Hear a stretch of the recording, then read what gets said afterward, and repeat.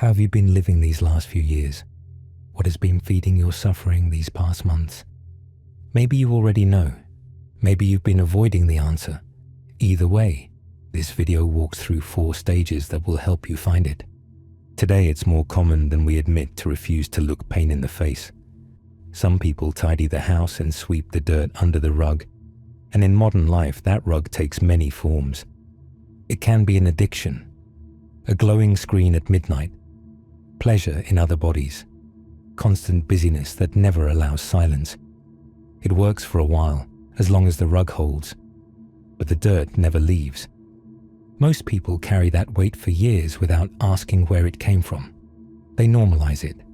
They call it stress, a bad season, or just, that's who I am. What you're about to enter is a map, 4 stages, with 3 phases inside each one.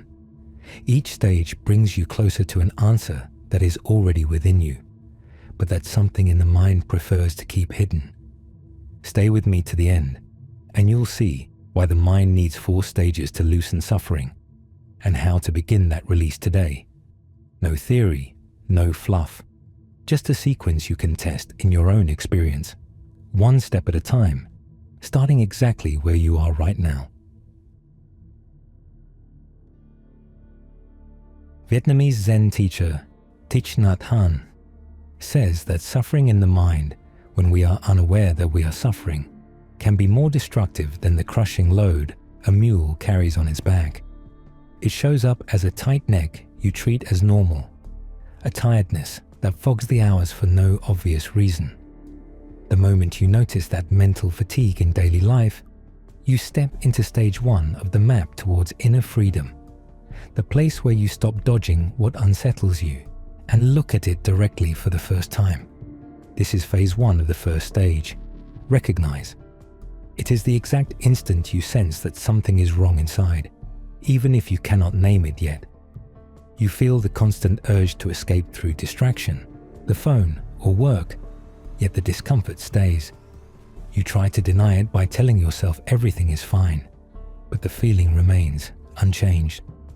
Finding its source requires the same careful attention as a medical checkup. Picture a doctor pressing gently on one spot and asking whether the pain is there. When you answer yes, you locate the wound. Your own suffering becomes the center of attention. When you stop avoiding it, you realize that your anxiety or anger is a part of you asking for gentle care, not aggression or rejection. It becomes an inner tenderness summed up in a quiet pledge. My dear suffering, I know you are there. I am here for you, and I will take care of you. As you hear these words, an unwanted memory or a buried reproach may rise, revealing what you have been running from for months. With that attitude, you stop running and move into phase 2, embrace. This means giving yourself enough time to face the discomfort and trace its roots. You act with the patience of a specialist who studies habits, meals, and routines for days to find the cause of imbalance. You are no longer hunting for a quick exit. You commit to understanding the real nature of your frustration or numbness. You slow down and examine each recurring thought, noticing how the burden formed and which beliefs keep it in place. This is not a courtroom. It is a steady, curious gaze that refuses to rush, because truth takes time to surface. That effort leads to phase 3. Understand. Here you can finally say, with real relief, that you see the root of your mental suffering. You are no longer fleeing the uncomfortable experience. You can look your sadness in the eye, call it by its true name, and describe it with clarity. Simply giving precise words to what used to be a vague shadow creates a quiet joy that does not immediately collapse. You feel genuine release, as if inner space has been cleaned the moment you stop fighting what you feel. The mind becomes transparently calm, and confusion lifts. Reaching this diagnosis is a victory, but beneath the clear surface, a hidden machine can still be turning in the dark, ready to steal your peace if you do not discover what is feeding it. That is why stage 1 is only a beginning. You have learned to hold the feeling, to name it, and to stay present with it. But the mind has deeper habits. it will try to pull you back into blame, into stories, into old roles. In the next stage, we look at the fuel, the hidden attachments and rewards that keep suffering alive. For now, keep practicing the 3 phases gently, every day, until they become your second nature. We keep creating our own mental suffering moment by moment without noticing, repeating the same draining patterns while telling ourselves we're fine. That realization opens stage 2 of the map, the point where we stop hunting for culprits outside and start examining how we feed dissatisfaction every day. Thich Nhat teaches that consciousness doesn't run on empty. It is sustained by 4 streams of energy we take in continually. When we review what we let into us, we enter phase 1, recognize, learning to see clearly which substances and stimuli cross the threshold of the mind. The first stream is the food we eat, not in terms of calories or diet rules, but the deep unconsciousness that governs our most ordinary actions. An old parable tells of a couple crossing a harsh desert, who, with no supplies left, eat the flesh of their dead newborn to survive, weeping at every step in horror. The warning is blunt.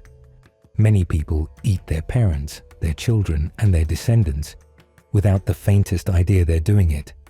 It is a picture of how blindly we take toxins into the body through cigarettes, alcohol, or foods we already know will harm us, trading long-term well-being for immediate relief. Think of the last time you consumed something while fully aware it would destabilize your mind, and you ignored that inner warning anyway. When we do that, we sabotage our health and plant the seeds of future anxiety and irritability. The second stream is sense impressions. Everything we absorb through sight, sound, and touch as we move through the world. Today, screens and social feeds act like motorways for unfiltered torrents of harsh information, pouring noise into us at speed. Certain content, alarming headlines, and sterile online arguments can function like a poison to awareness. The clearest sign is what you feel afterwards. Agitation or numbness after hours on your phone, rather than steadiness. Look back over today. What did you watch, read, or scroll that left you uneasy or drained instead of calm? Without protection, we are as vulnerable as a cow with no skin, stung by every insect along the road. Any stimulus cuts straight in. That happens because we abandon the guard who should watch the gates of the senses, leaving the doors open to whatever attacks us. With no attentive sentinel, the mind becomes saturated with emotional rubbish, absorbing fears, frustrated desires, and rages that aren't ours, then treating them as if they were. Noticing this neglect stops the first half of self-sabotage, but inspecting external inputs is only the beginning of the audit. A more intimate force is still feeding your discomfort, because the most dangerous food is not what you eat or watch, but what quietly forms inside your intentions. Intention is the quiet direction behind every action, the mood you carry into a conversation, the hunger you bring to a meal, the reason you pick up the phone. If the intention is escape, comparison, or proving yourself, even a harmless activity becomes fuel for restlessness. You can eat healthy food while feeding anxiety, or read inspiring words while feeding superiority. That is why recognition is not just about the object, but the inner movement that reaches for it.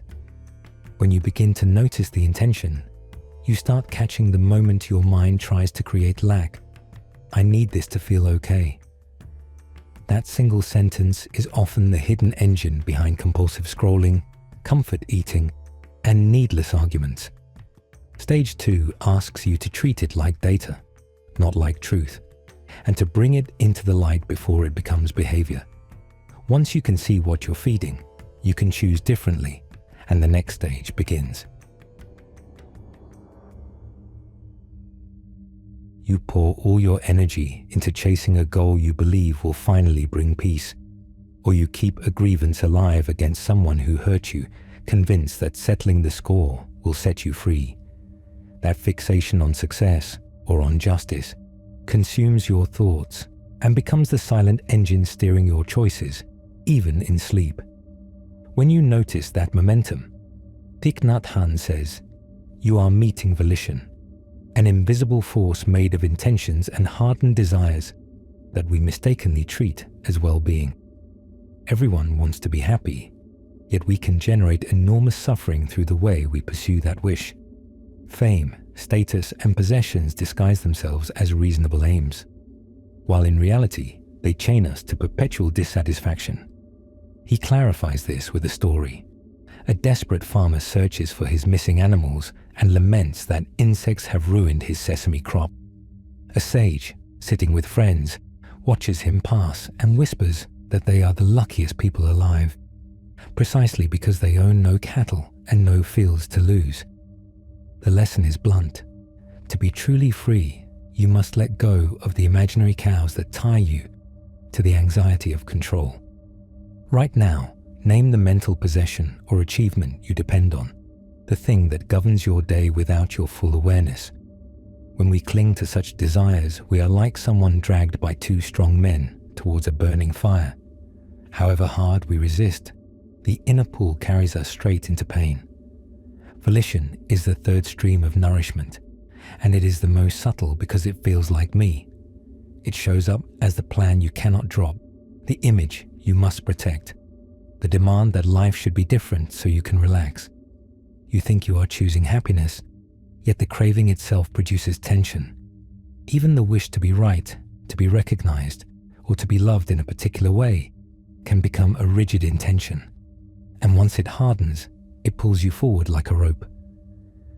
This is why Thich Nhat Hanh warns that our desires, not our circumstances, often keep the fire burning.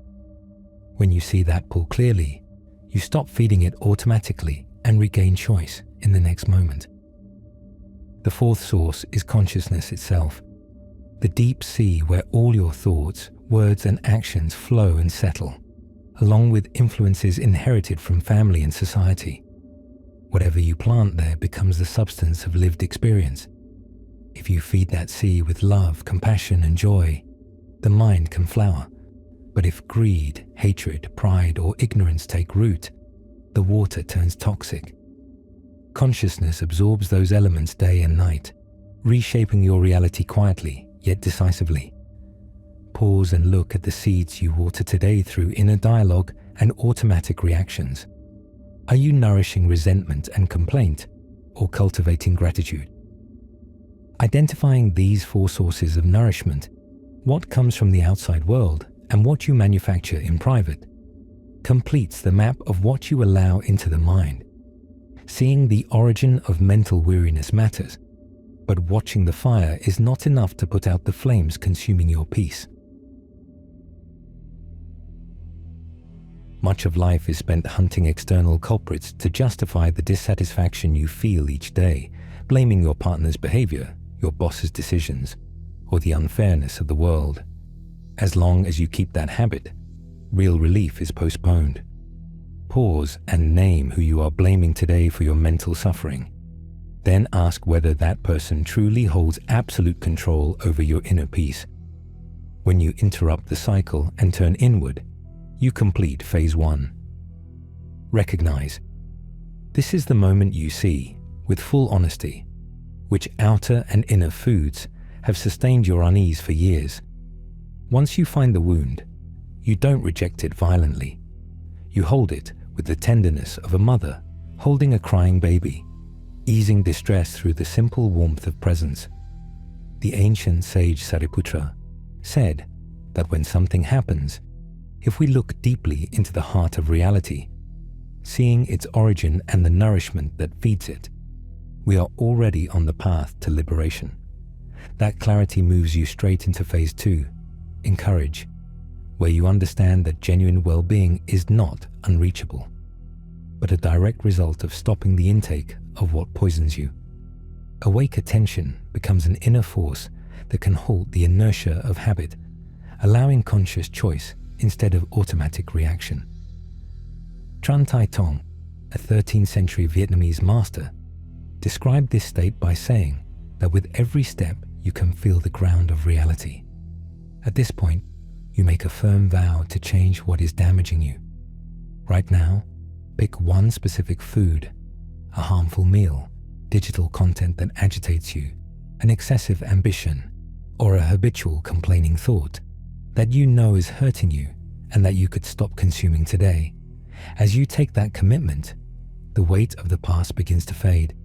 That vow opens phase 3. Understand. Here you don't merely promise change, you carry out the real renunciation of those destructive stimuli. Thich Nhat Hanh emphasizes that true freedom is not copying other people's behavior, but acting from an inner conviction that goes beyond rigid social rules. This maturity echoes Confucius's description of growing autonomy. At 30, I could stand on my own. At 40, I had no more doubts. At 50, I knew the mandate of heaven and earth. At 60, I could do what I wished without leaving the way. Whoever reaches that ease understands that external forms matter far less than being utterly honest with oneself. To feel the value of this liberation, remember what happens when severe toothache suddenly disappears. In that instant, there is immense relief.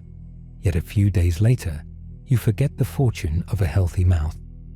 In the same way, once a chronic tension eases, the mind rushes back to its old habits and stops noticing the simple miracle of not being at war. So practice remembering. Each time you choose not to consume what harms you, pause and feel the difference in your body, a softer jaw, a slower breath, a wider space in the chest. Let that small relief register. This is not self-congratulation. It is training the nervous system to recognize peace as normal. Otherwise, you will slip back into feeding the old patterns without noticing, and the fire will quietly rebuild itself behind your back each day. Attention helps you appreciate well-being while you have it, guarding the calm so it can last. When you stop feeding the fire that was consuming you, stage 2 is fully explored. You have identified the causes of the unease, and the quiet space you leave behind becomes a threshold into a brighter dimension that will completely transform how you perceive existence. Crossing the threshold into stage 3, the atmosphere changes completely. We step away from the causes of distress and into the territory of possibility. You discover a disconcerting fact. Peace and the absence of inner conflict are not distant goals you must build from scratch, but states already available within you, overlooked only because daily agitation drowns them out. This is phase 1. Recognize the moment you wake up to the fact that you are free right now, and yet you have been ignoring it. It is like youth when you have a strong, healthy body, but cannot appreciate it. Only when walking becomes difficult do you realize how extraordinary it was to have 2 steady legs. Noticing the serenity some people radiate, or remembering the calm you yourself tasted in earlier seasons, is proof that this well-being is real and reachable. Recall a recent instant, even a brief one, when you felt genuine ease, and admit that the calm was already living in you. That recognition leads into phase 2, encourage, where attention turns towards deliberately feeding those beneficial states. The process resembles gardening, an intimate contact with ordinary elements, free of abstraction. Bending to work the soil, walking while feeling the body's weight on the ground, or washing dishes with full attention reveal themselves as quiet miracles. The greatest miracle is simply being alive and breathing in this moment. The wise person does not avoid what is unpleasant in order to hide only in pleasure. They meet discomfort with steadiness in order to trace a route towards liberation. From this angle, Thich Nhat Hanh challenged modern therapists for focusing exclusively on trauma and symptoms, while neglecting the basic task of helping people connect with the healing forces they already possess. Right now, notice your breath moving softly in the lungs, or the clear work of your eyes as they follow these words, and recognize the value of mechanisms you usually take for granted. This learning ripens into phase 3. Understand the most mature point of this stage. Here, you see the work of people who tend the land. They gather organic waste and rubbish and, through composting, turn it into fertile soil that will feed beautiful flowers. They neither despise the waste nor idolize the sprouts, because they understand both are needed to keep the cycle alive. Those who grow in wisdom still feel physical and emotional pain like anyone else, yet they develop the skill to transmute that raw material into compassion and joy. Suffering and happiness are not separate forces. They are two faces of one coin. When you learn to cultivate joy, your perspective changes, and a quiet question remains. If peace is already present and pain can be transformed, what is the deeper path that holds this freedom so it does not collapse again? To encourage it, you don't need grand retreats or perfect conditions. You need repeated contact with the simple. A cup in your hand, water on the skin, a tree seen without commentary. Each time you notice ease, let it register for a few seconds longer, as if you were watering a seedling. When pain returns, you don't treat it as failure. You treat it as more material for the compost. You name it, breathe with it, and ask what it is teaching. Slowly you learn that joy is not the opposite of sorrow, but is transformation. The work is to keep turning experience into understanding, and understanding into compassion, until freedom becomes stable enough to carry you day by day. You have finally reached stage 4, the final stretch of this journey of inner transformation. To see where we are, return to the image we left at the beginning, the physician. The ancient sage worked exactly like that. He did not merely notice the illness or reassure you that healing was possible. He prescribed a concrete remedy. This medicine is an action map, the set of steps that stabilizes well-being and closes the circle that began when you first named the wound. Receiving that prescription brings you into phase 1. Recognize.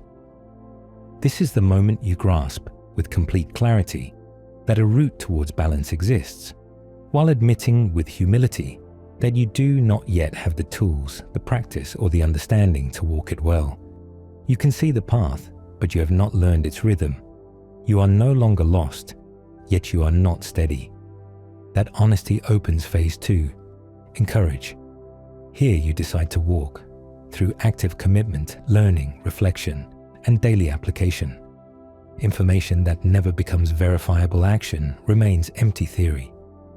Thich Nhat stresses that this change is not instant. It ripens through gradual maturation. Often awakening arrives in the darkest seasons, when the weight of consequences forces you to see that a careless way of living has been feeding your pain all along.